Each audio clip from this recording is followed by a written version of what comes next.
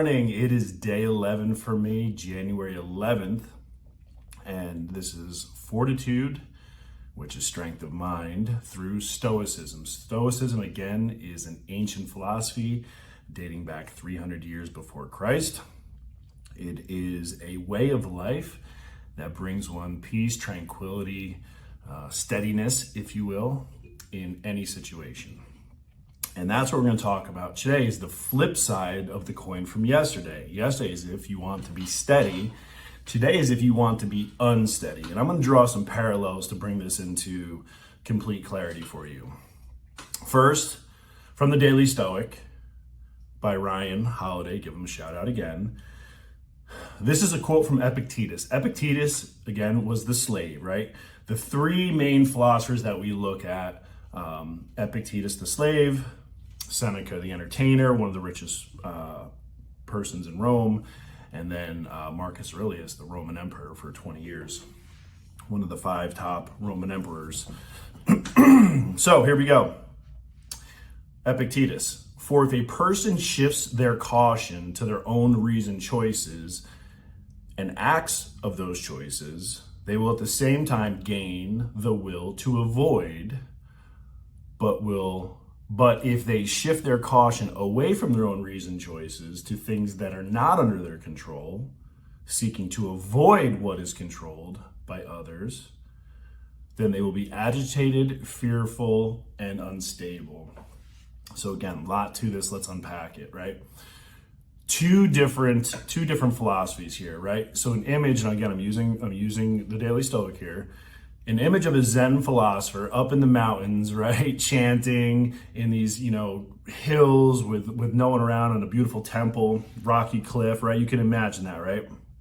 That is one style, one way to achieve Zen or peace, right? But is that reality? Can you do that in your office? Can you do that in your home? So Stoics are the antithesis of this idea. Instead, consider the man in the marketplace, the senator in the forum, right? Or, I love this one, the brave wife waiting for her soldier's return from battle, sculptor busy in her studio. The Stoic is equally at peace in any of those scenarios. So Epictetus is reminding you that the serenity and stability are results of your choices and judgment, not your environment, right? The first thing for me was to cut and run, right? Like I knew my environment was toxic. I knew the people, the places, the things wasn't good for me. So I cut and ran. But again, no matter where you go, you are always going to face those people, right? And here's what we're talking about, the unsteady people. So if you run, your problems will follow you because there's going to be those people wherever. Really, to avoid harmful and disruptive judgments that causes problems, right? We find peace and tranquility in ourselves no matter where we are. So consider this, right?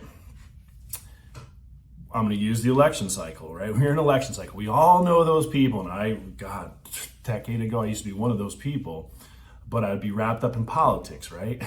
And again, it's the idea is to create sides, right? The idea is to create that conflict.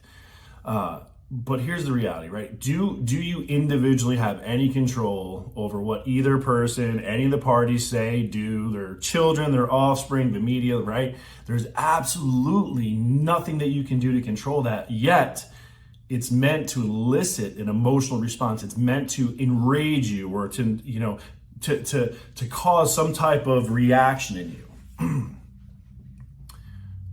I don't follow politics anymore.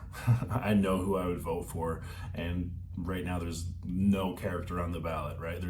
Our ballot is void of character if the two main people are talking about. So there's no need for me to follow, right? I have no control over that. I'm certainly not going to get emotionally invested into it anymore.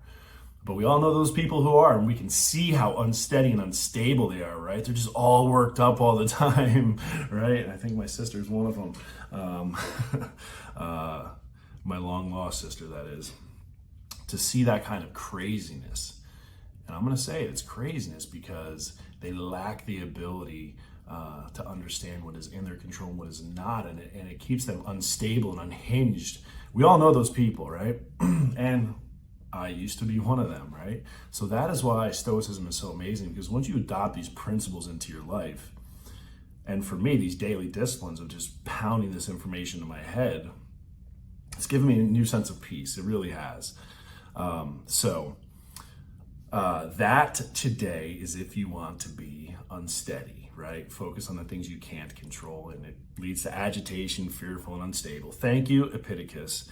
And again, guys, this is Fortitude through Stoicism. This is my daily discipline, which is recording my lesson, my thoughts, my journey, my practical application of this into my real life. This is it, voluntary poverty, voluntary uncomfortability, moderation, like the things that I'm doing in this. And we're going to talk about those things. We're going to talk about the principles and the values coming up. But every single day I read and I learn and I focus on this, right? Because we hit what we focus on. And if we don't have any focus, then we're aimless, right? No purpose. So my purpose is to raise the tide, right? So that the boats around me raise as well, right? To raise and elevate my team, the people that I care about, right? That's my true purpose. So I'm sharing the things that are working for me that made my life better, significantly better.